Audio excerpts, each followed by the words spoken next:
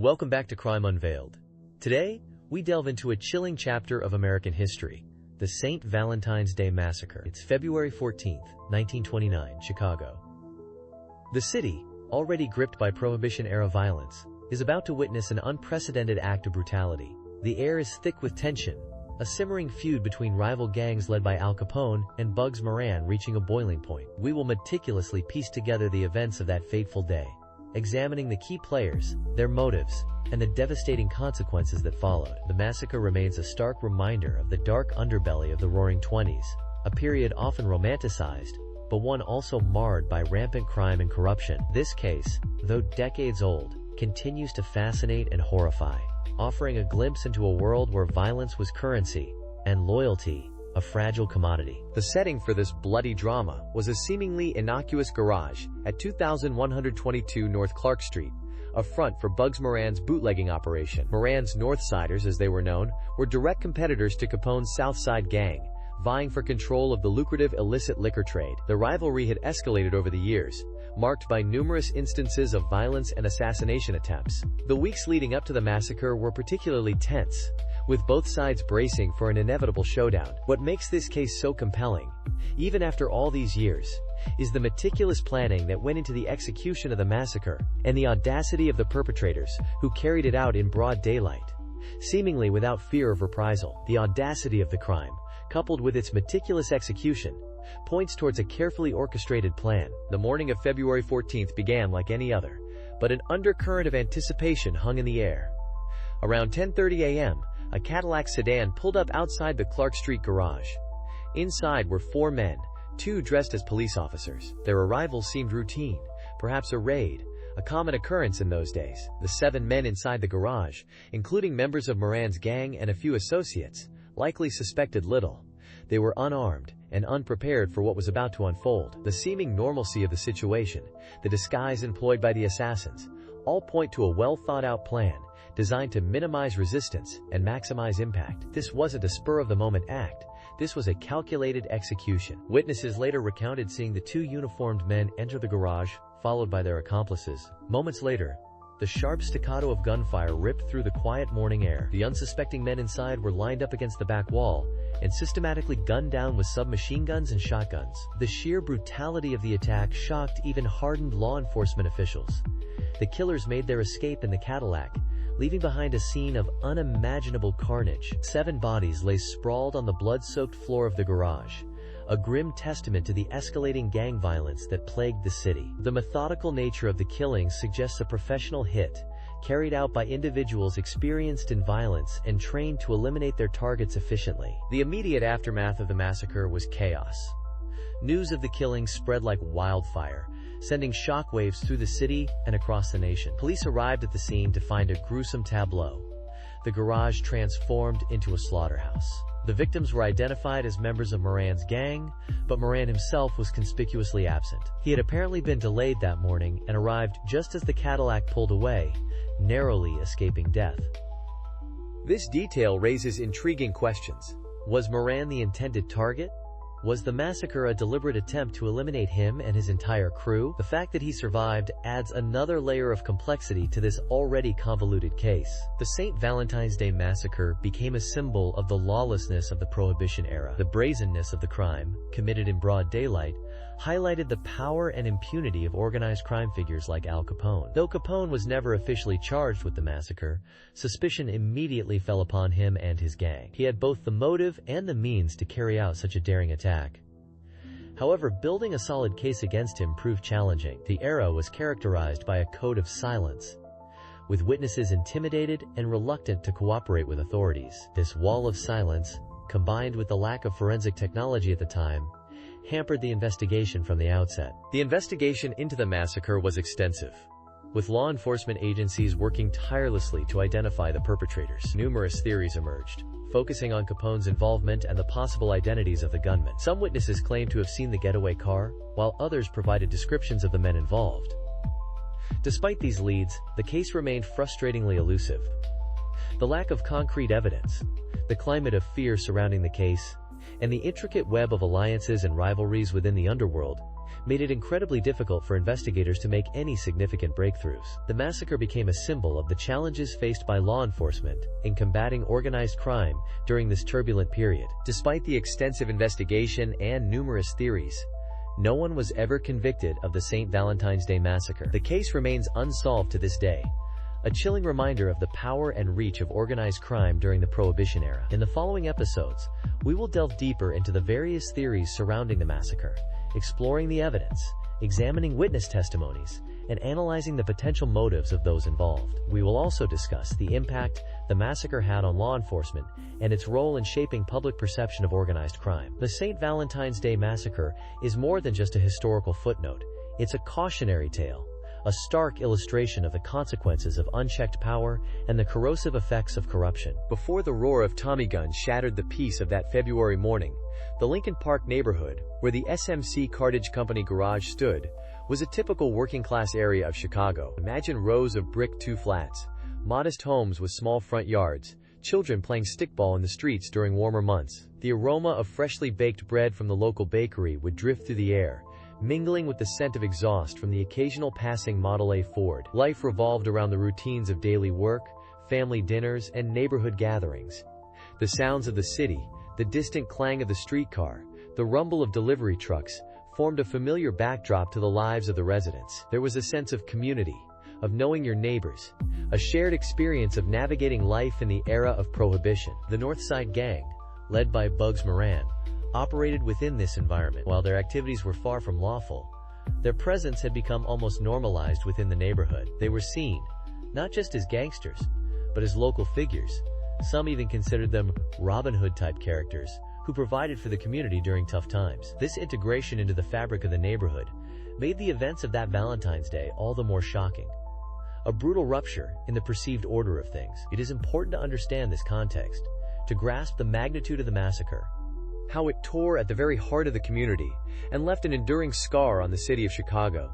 The contrast between the ordinary rhythm of life and the sudden eruption of violence is what makes this crime so compelling, so disturbing. Inside the SMC Cartage Company garage, the 7 men gathered that morning likely felt a sense of routine. Perhaps they were discussing the latest shipments, planning their next move, or simply sharing a moment of camaraderie before the day's work began. The garage itself was unassuming, a functional space with a large door, likely greasy floors, and the smell of motor oil hanging in the air. Sunlight streamed through the grimy windows, illuminating dust motes dancing in the air. The mundane details of this scene are starkly juxtaposed with the horror that was about to unfold. They were likely unaware of the surveillance that had been taking place, the meticulous planning by their rivals that would soon shatter the illusion of normalcy. The victims themselves were a mix of seasoned gangsters and associates. Men like Frank and Pete Gusenberg were known for their involvement in Moran's operations.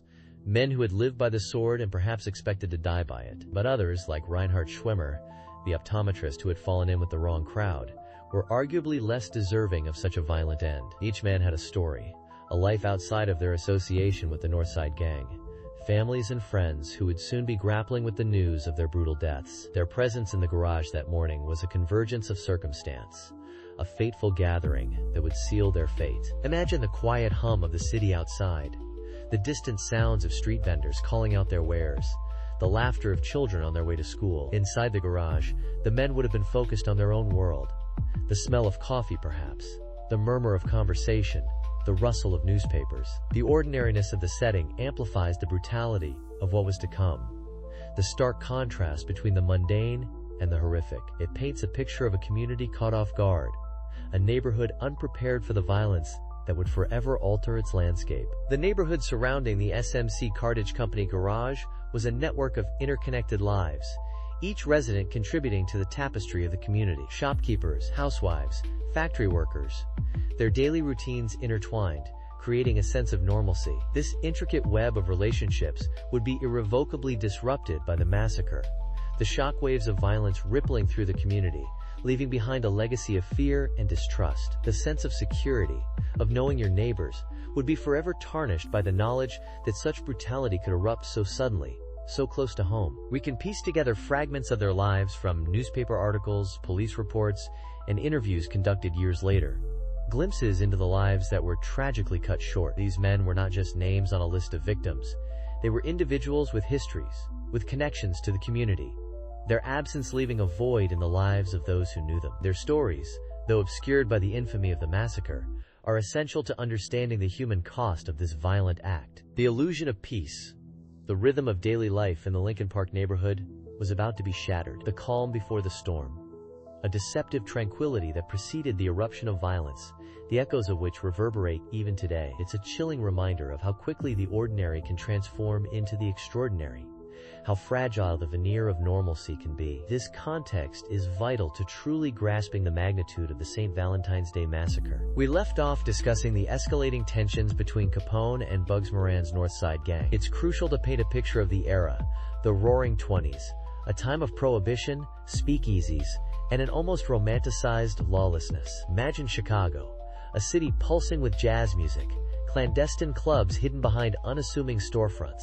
Within this vibrant backdrop, a dark undercurrent of rivalry and violence was brewing. The competition for control of the lucrative bootlegging trade was fierce, and the North Side gang, led by Bugs Moran, posed a significant threat to Capone's dominance. The tension was palpable, hanging heavy in the air like the smoke from a backroom cigar.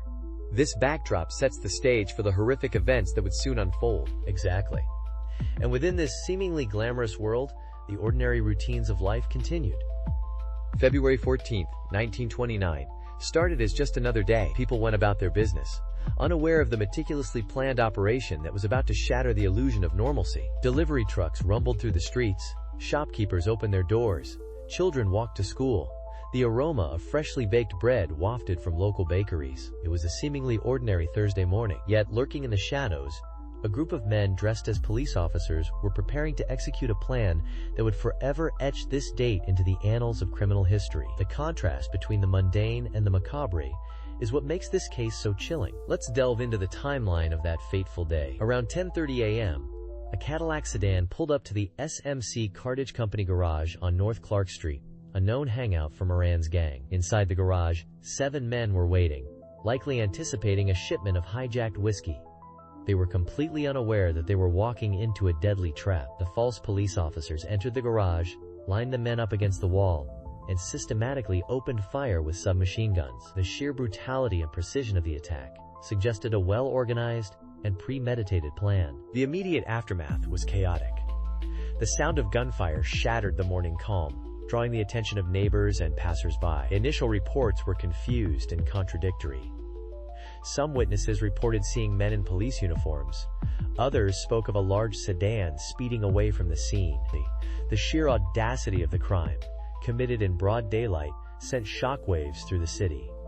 The illusion of order, however fragile, had been shattered. While Capone was in Florida at the time, suspicion immediately fell on him and his organization. He had the clearest motive: eliminating his biggest rival. The meticulous planning and professional execution of the massacre also pointed towards a powerful and well-organized criminal enterprise, characteristics synonymous with the Capone mob. While he vehemently denied involvement, the St. Valentine's Day Massacre became synonymous with his name. And yet, despite the widespread suspicion and the mountain of circumstantial evidence, no one was ever convicted for the massacred. The lack of direct evidence, the code of silence within the criminal underworld, and the fear of retaliation made securing a conviction impossible. This is one of the most frustrating aspects of this case. The sheer brutality and the blatant disregard for human life cried out for justice, yet the perpetrators remained free. The massacre marked a turning point in the gang wars of the era. It exposed the brutal reality of organized crime and the limitations of law enforcement in the face of such ruthless power. It also significantly damaged Capone's public image, although he continued to maintain his grip on the Chicago underworld for a few more years before eventually being imprisoned for tax evasion. The SMC Cartage garage became a grim reminder of the violence that plagued the era. The bullet holes that riddled the brick walls served as silent witnesses to the carnage. Even today, the St. Valentine's Day Massacre remains a chilling example of the dark side of the Roaring '20s, a time when the pursuit of power and profit came at a devastating human cost. The shadows of that day continue to linger. Let's delve into the specifics of the St. Valentine's Day Massacre. On the morning of February 14, 1929, 4 unknown assailants, dressed as police officers, entered a garage on North Clark Street in Chicago. Inside were 7 members of the North Side Gang, rivals of Al Capone's Chicago outfit. The fake officers lined the men up against the wall, under the pretense of a routine raid. What happened next solidified this event in the annals of American crime history. They opened fire with submachine guns, leaving a gruesome scene of carnage and spent bullet casings. The sheer brutality and calculated nature of the attack immediately gripped the nation. It was a brazen display of gang warfare, a stark reminder of the lawlessness that plagued the Prohibition era. The victims included known gangsters Frank and Peter Gusenberg, known associates of Bugs Moran, the leader of the Northside Gang. Also present were Albert Weinschenk, Adam Heyer, Reinhard Schwimmer, and John May. Curiously, a seventh victim was Dr. Reinhard Schwimmer's dog, also killed in the crossfire. While some might see this as a minor detail, it underscores the indiscriminate nature of the violence. These men weren't simply targeted, they were executed. The methodical approach suggests a carefully planned operation, not a spontaneous outburst. The use of police disguises added another layer of deception, allowing the perpetrators to gain access and control the situation before unleashing the deadly attack. This also highlighted the potential corruption or intimidation within law enforcement at the time, a factor that often complicated investigations. The investigation was immediately hampered by the code of silence within the criminal underworld. Witnesses were reluctant to cooperate, fearing retaliation. The victims themselves, hardened criminals, weren't known for their adherence to the law, and their activities likely created a network of enemies. Despite the lack of cooperation, the police focused their attention on Al Capone and his organization. The North Side Gang and Capone's outfit were locked in a bitter rivalry for control of Chicago's lucrative bootlegging trade, and the St. Valentine's Day Massacre was seen as a potential escalation in this ongoing conflict. The investigation also focused on the weapons used in the massacre: 2 Thompson submachine guns and a shotgun. Ballistics testing, while in its early stages at the time, did little to definitively tie the weapons to Capone's organization. However, the sheer firepower employed suggested a well-equipped and organized operation, characteristic of Capone's resources. The use of Thompson submachine guns, relatively new at the time, also pointed towards a level of sophistication and access to advanced weaponry that further implicated Capone's group. The absence of fingerprints and the swift escape of the perpetrators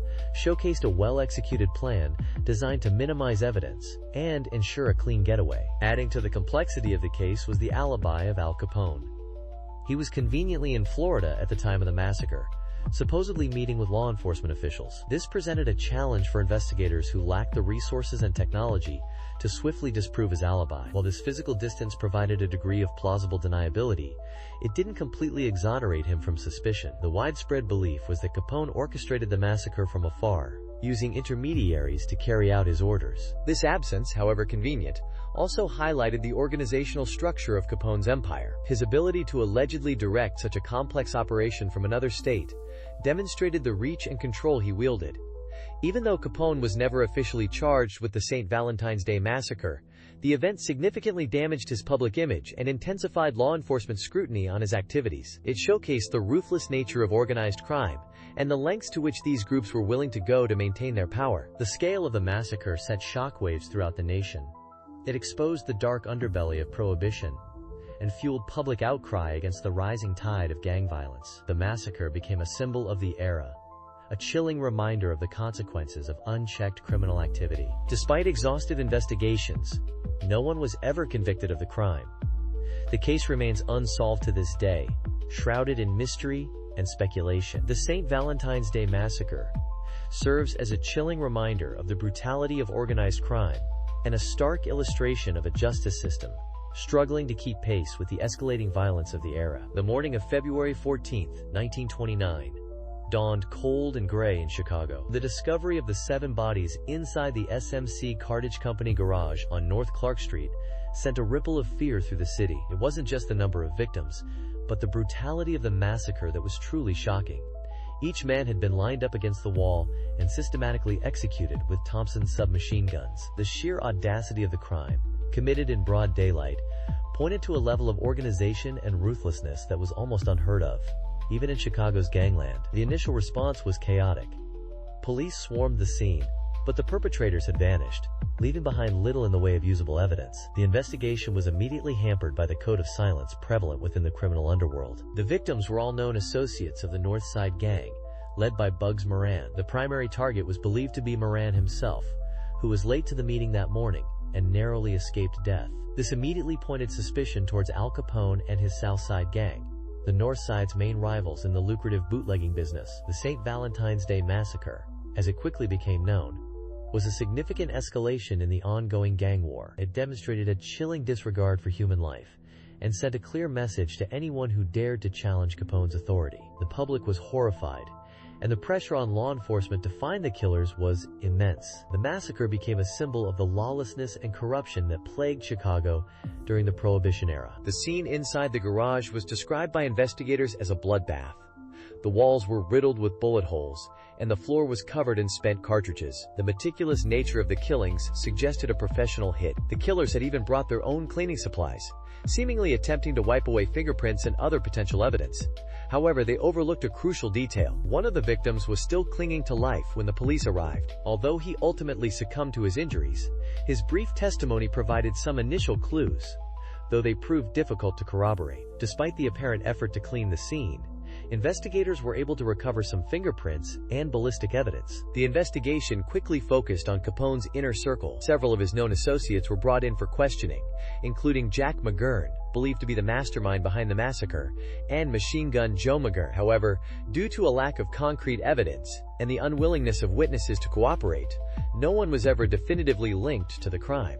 Capone himself had a carefully constructed alibi, claiming to be in Florida at the time of the killings. This, combined with the fear he instilled in potential witnesses, made it almost impossible for the authorities to build a strong case against him. The St. Valentine's Day Massacre marked a turning point in public perception of organized crime. The sheer brutality of the killings shocked the nation and forced the government to take a more serious look at the problem of gang violence. The massacre became a symbol of the failure of Prohibition and the rampant corruption that allowed gangsters like Capone to flourish. The pressure to bring the perpetrators to justice intensified, leading to increased scrutiny of Capone's operations, and eventually, his downfall on tax evasion charges. The massacre cast a long shadow over Chicago.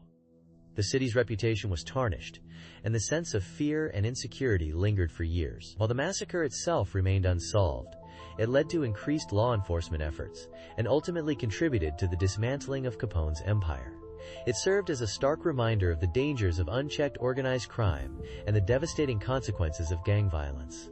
The image of the 7 bodies lined up against the garage wall became a haunting reminder of the dark side of the Roaring Twenties. The lack of a definitive solution to the St. Valentine's Day Massacre only added to its mystique. Over the years, numerous theories have emerged, some implicating corrupt police officers and others suggesting the involvement of rival gangs. Despite the passage of time, the case continues to fascinate and horrify, serving as a grim reminder of a violent chapter in American history. The search for the truth behind the massacre continues to fuel speculation and debate to this day. The impact of the St. Valentine's Day Massacre extended far beyond Chicago. It became a national symbol of the lawlessness of the Prohibition era, highlighting the power and reach of organized crime. The massacre also had a profound impact on law enforcement, prompting a renewed focus on forensic science and investigative techniques. While the perpetrators may have escaped justice for the massacre itself, their actions ultimately contributed to the downfall of Capone's empire and helped pave the way for more effective law enforcement strategies against organized crime. Let's delve deeper into the psychology of Al Capone, the prime suspect in the St. Valentine's Day Massacre. On the surface, Capone cultivated a public image of a legitimate businessman, a philanthropist even. He frequently made charitable donations and was seen as a Robin Hood figure by some, providing for the poor during the Prohibition era. This carefully constructed persona contrasted sharply with the brutal reality of his criminal activities. The massacre, a brazen display of violence, suggests a ruthlessness that belies his outward generosity. It raises the question, was this act of extreme violence a calculated move by a cold-blooded gangster?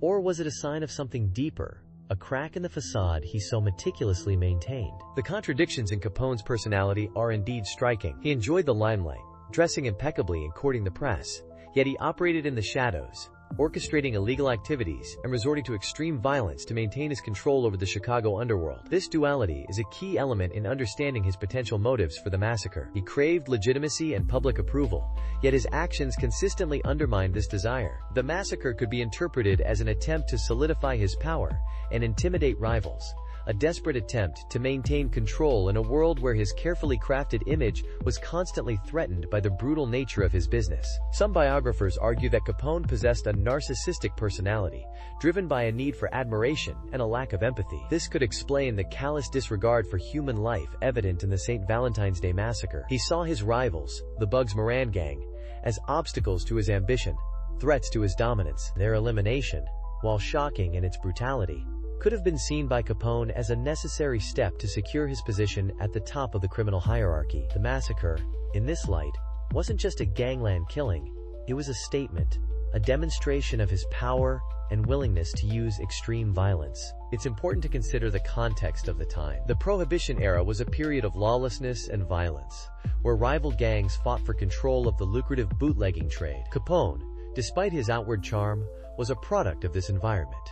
He learned to survive and thrive in a world where brutality was often rewarded. While this doesn't excuse his actions, it provides a framework for understanding the mindset that led to such a horrific event. The massacre, while extreme, was not an isolated incident in the gang wars of the time, and Capone's involvement, though never definitively proven, aligns with the prevailing climate of violence and retribution. There's another aspect of Capone's personality that we should consider: his apparent impulsiveness. While he was capable of meticulous planning, as evidenced by his complex bootlegging operations, he also displayed a tendency to react violently when provoked. Witness accounts describe him as having a volatile temper, prone to sudden outbursts of rage. This raises the possibility that the St. Valentine's Day Massacre, while potentially planned in its execution, might have been triggered by a perceived slight or a sudden escalation of tensions with the Moran gang. This impulsiveness adds another layer of complexity to his psychological profile. Examining Capone's early life might shed some light on his later behavior. He grew up in a tough neighborhood in Brooklyn, exposed to violence and crime from a young age. He dropped out of school early and joined a street gang, quickly rising through the ranks due to his ruthlessness and ambition. These formative experiences likely shaped his worldview and contributed to the development of his hardened personality. The lack of a stable family environment and positive role models might have further exacerbated his predisposition towards violence and criminal activity. While we can analyze his background and speculate on his motives, it's crucial to remember that we can't definitively know what was going on in Capone's mind at the time of the massacre. He never confessed to his involvement, and the case remains officially unsolved. However, by examining the available evidence, the context of the time, and the contradictions within his personality, we can begin to piece together a more complete picture of this complex and enigmatic figure.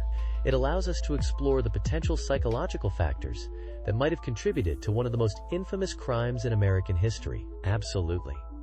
It's the examination of these contradictions, the juxtaposition of the public persona and the private reality, that allows us to delve into the heart of this mystery. Was Capone a cold, calculating mastermind, or a product of his environment, driven by circumstance and impulse? The St. Valentine's Day Massacre serves as a grim reminder of the complexities of human nature, the darkness that can lurk beneath even the most polished facade. The search for answers continues to fascinate us, compelling us to explore the depths of the criminal mind. Let's delve into the immediate aftermath of the massacre. The sheer brutality shocked Chicago. The police, under immense pressure, launched a massive investigation. They hauled in known gangsters, questioned hundreds of individuals, and followed every lead, no matter how flimsy. The crime scene itself, a garage on North Clark Street, yielded some clues, including shell casings from Thompson's submachine guns, a crucial piece of evidence in that era. But the investigation was hampered by the code of silence prevalent within the underworld. Witnesses were reluctant to talk, fearing retribution. This wall of silence made it incredibly difficult for law enforcement to piece together a clear picture of what happened. You're right, the code of silence was a major obstacle.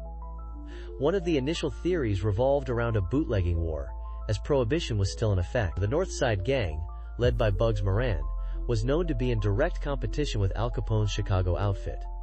This rivalry seemed a likely motive, given the level of violence. Police focused their attention on Capone and his associates. They brought him in for questioning, but Capone had an alibi, claiming to be in Florida at the time of the killings. While the alibi seemed flimsy to some, there wasn't enough concrete evidence to link him directly to the massacre. The investigation also encountered several missed leads and false hopes. One promising lead involved a suspected getaway car, a black Cadillac sedan seen speeding away from the scene. Police searched for the vehicle, believing it held crucial evidence. However, the car was later found abandoned and burned, eliminating any potential fingerprints or other trace evidence. This was a significant setback for the investigation, representing a lost opportunity to potentially identify the perpetrators. Another challenge for investigators was the presence of taunting communications. Shortly after the massacre, several newspapers received cryptic phone calls and letters claiming responsibility, but these often proved to be hoaxes or attempts to mislead the police. This added another layer of complexity to an already convoluted investigation, diverting resources and creating confusion. The investigators had to sift through these false leads, trying to determine what was genuine and what was merely a distraction. The police also explored the theory of a rogue police squad involvement, suspecting corruption within their own ranks. The precision and military-style execution of the massacre led some to believe that individuals with law enforcement training might have been involved. This line of inquiry, however, ultimately proved fruitless,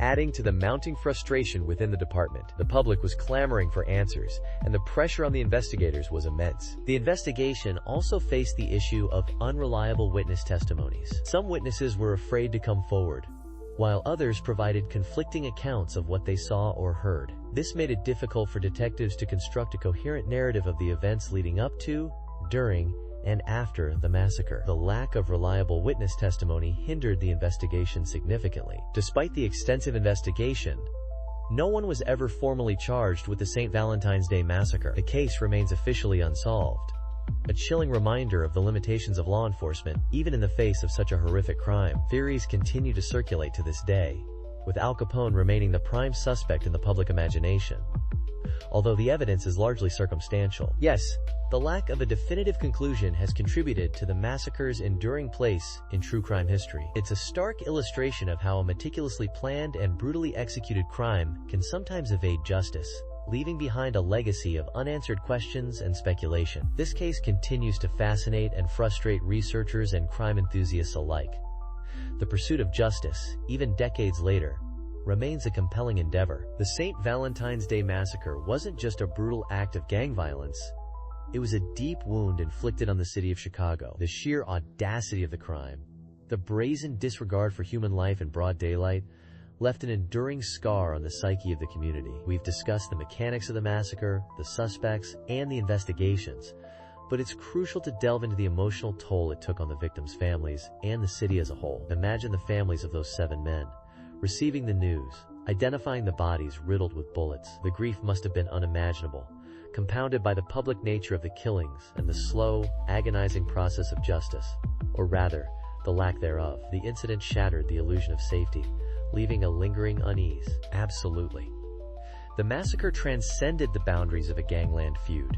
It became a symbol of the lawlessness that gripped the nation during the Prohibition era. The victims, while associated with the Moran gang, were also individuals with families, friends, and lives outside of organized crime. Their deaths rippled outward, causing widespread fear and anxiety.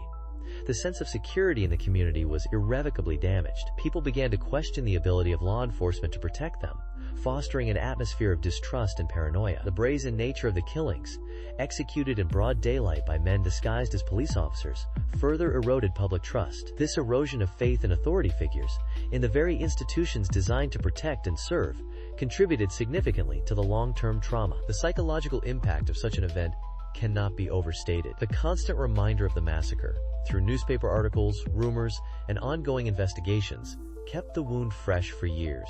The victims' families not only had to grapple with the loss of their loved ones, but also with the public spectacle surrounding their deaths. The constant rehashing of the details, the speculations, the accusations, all added another layer of suffering. This prolonged exposure to the trauma undoubtedly contributed to long-term psychological distress, potentially manifesting as anxiety, depression, and even post-traumatic stress in those closest to the victims. The city itself seemed to hold its breath, waiting for the next outbreak of violence, perpetuating a cycle of fear. And the fact that the crime remained unsolved for so long, despite the extensive investigation, only deepened the sense of unease. The lack of closure for the families must have been agonizing.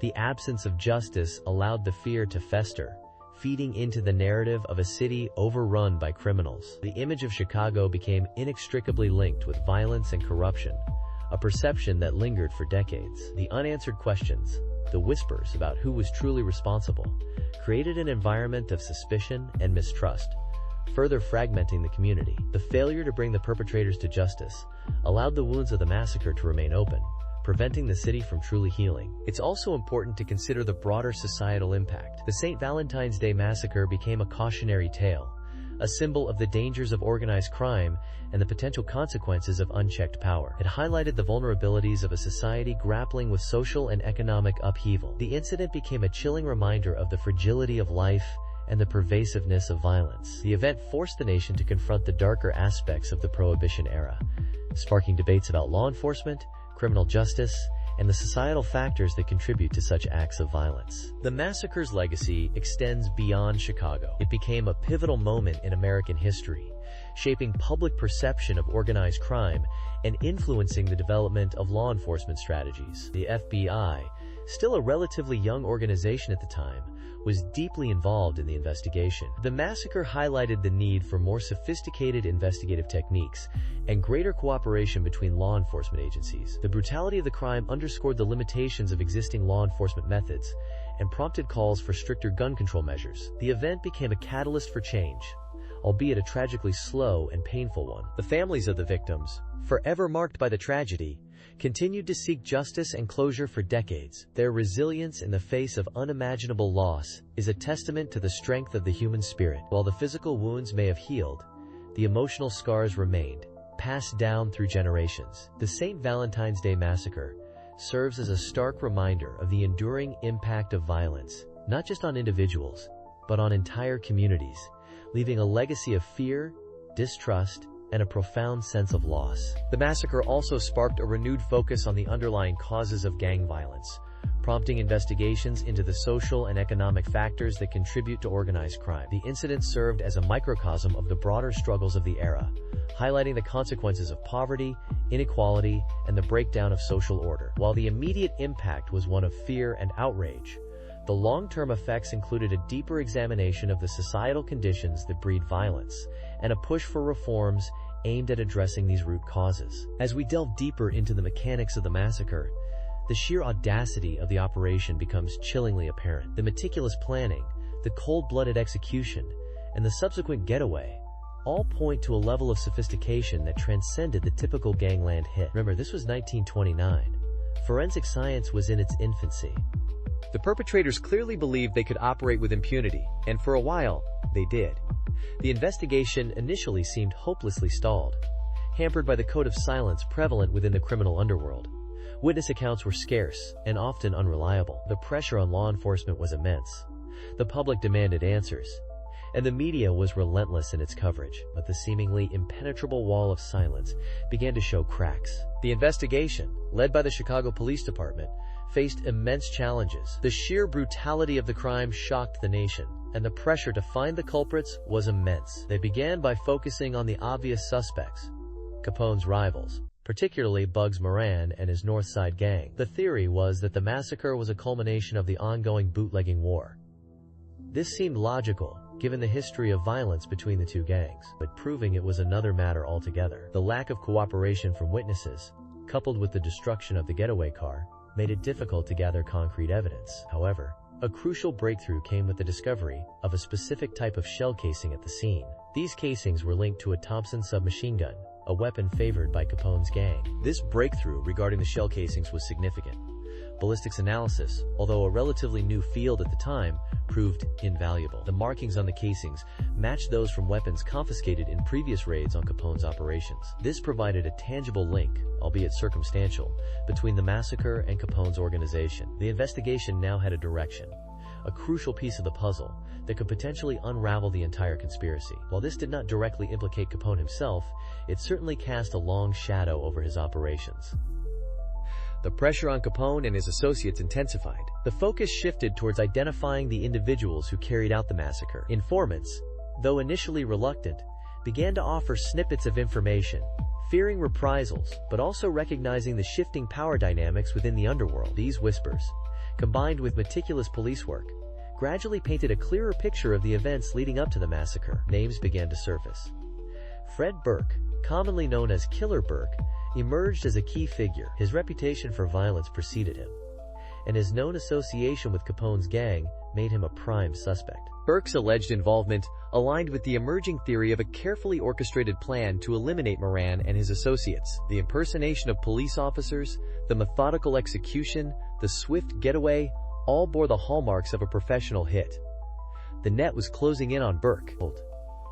While Capone remained elusive, the focus on Burke provided a tangible target for investigators. His movements were closely monitored, and his known associates were brought in for questioning. The investigation into Fred Burke led to a critical discovery in his Michigan hideout: the Thompson submachine guns used in the massacre. Ballistics tests confirmed a match with the shell casings found at the crime scene.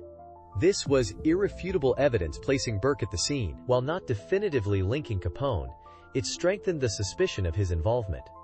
The discovery of the weapons provided the necessary leverage for an arrest warrant. Burke's arrest marked a significant turning point in the investigation. Although he remained tight-lipped about the details of the massacre and Capone's potential role, his capture sent shockwaves through the underworld. The seemingly impenetrable wall of silence had been breached. The arrest provided a much-needed victory for law enforcement, bolstering public confidence and signaling that justice, though delayed, might ultimately be served. The investigation continued, even with Burke's arrest. The focus remained on gathering sufficient evidence to implicate Capone. The pressure on him was mounting. While he maintained his innocence, the shadow of the St. Valentine's Day Massacre loomed large. The massacre, intended to solidify his control over the Chicago underworld, ironically became the catalyst for his eventual downfall. The relentless pursuit of justice, despite the challenges, began to yield results.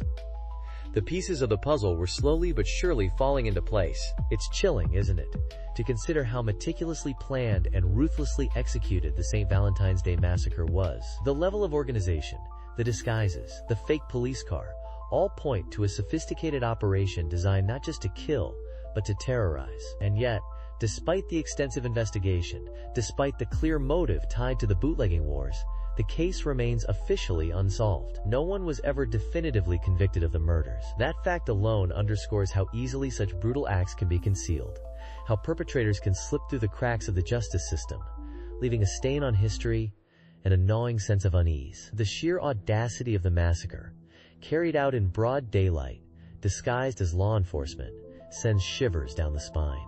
It speaks to a darkness that can lurk beneath the surface of even seemingly ordinary times. Absolutely. The audacity is almost beyond comprehension. Imagine the brazenness of these men, dressing as police officers, lining up their victims against the wall, and systematically executing them. The brutality of the act, coupled with the meticulous planning and the subsequent escape, paints a disturbing picture of calculated evil. The fact that this happened in the context of Prohibition, a period of widespread lawlessness and corruption, certainly adds another layer of complexity. The era itself provided fertile ground for organized crime to flourish, and the St. Valentine's Day Massacre stands as a stark reminder of the violent consequences of that era. It's a dark chapter in American history, a chilling example of the lengths to which people will go for power and profit. And it's not just the violence itself, but the lasting impact on public perception. The massacre became a symbol of the gangster era, fueling the public's fear and fascination with organized crime. It cemented the image of Al Capone as a ruthless and powerful figure, even though his direct involvement was never definitively proven. The massacre also exposed the limitations of law enforcement at the time, their inability to effectively combat the rise of organized crime. It highlighted the vulnerability of even seemingly secure environments, the ease with which violence could erupt in the heart of a city. The echoes of that massacre still resonate today, reminding us of the fragility of order and the constant potential for chaos. The lack of a definitive resolution adds to the chilling nature of the case. Despite decades of investigation, numerous theories, and countless books and films dedicated to the massacre, we still don't have a conclusive answer. This ambiguity only intensifies the sense of mystery and intrigue surrounding the event. It allows the story to persist in the public imagination, to become a morbid fascination. The St. Valentine's Day Massacre continues to be analyzed, debated, and reinterpreted, each generation grappling with its implications. It serves as a grim reminder that some crimes, despite their notoriety and the extensive efforts to solve them, may forever remain shrouded in uncertainty. And that uncertainty, I think, is what truly stays with you. The idea that such a horrific act could be planned and executed with such precision, and yet the perpetrators could escape justice, is a deeply unsettling thought. It suggests a level of impunity that is difficult to comprehend. The St. Valentine's Day Massacre isn't just a historical event.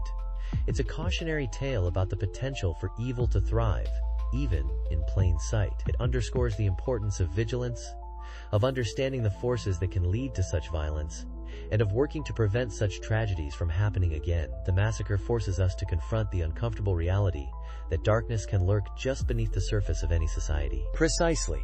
It leaves us with a lingering question. How much evil goes unnoticed, hidden in plain sight, waiting for the right moment to erupt? The St. Valentine's Day Massacre is a chilling reminder that the veneer of civilization can be thin, and that the potential for violence is always present. The fact that this happened nearly a century ago doesn't diminish its relevance today. It serves as a stark warning from the past, urging us to remain vigilant and to never underestimate the capacity for human cruelty. It compels us to examine the societal factors that contribute to such atrocities, and to strive for a world where such violence is unthinkable. We learn from these dark chapters, hoping to prevent their recurrence. But the chilling reality is that the seeds of such violence can be sown anywhere, anytime. And that, perhaps, is the most disturbing lesson of the St. Valentine's Day Massacre. The massacre forces us to confront not only the historical reality of organized crime, but also the timeless human capacity for evil. It challenges us to understand the complex interplay of factors that can lead to such extreme acts of violence, and to seek ways to mitigate those factors in our own time. The massacre is a stark reminder of the fragility of peace and the constant need for vigilance against the forces of darkness. Indeed, the legacy of the St. Valentine's Day Massacre continues to haunt us, a chilling echo of a dark past. It's a story that needs to be told and retold, not just to remember the victims, but to remind ourselves of the darkness that can lurk within seemingly ordinary times. And perhaps, by understanding the past, we can better equip ourselves to confront the present and prevent similar tragedies from unfolding in the future. The massacre stands as a grim testament to the human capacity for both great evil and enduring resilience, and it is a story that deserves to be remembered and reflected upon. Thank you for walking with us through the shadows. The story doesn't end here. It lingers, echoing through time, reminding us that the darkest truths often hide in plain sight. Until next time, stay curious and stay vigilant. Goodbye.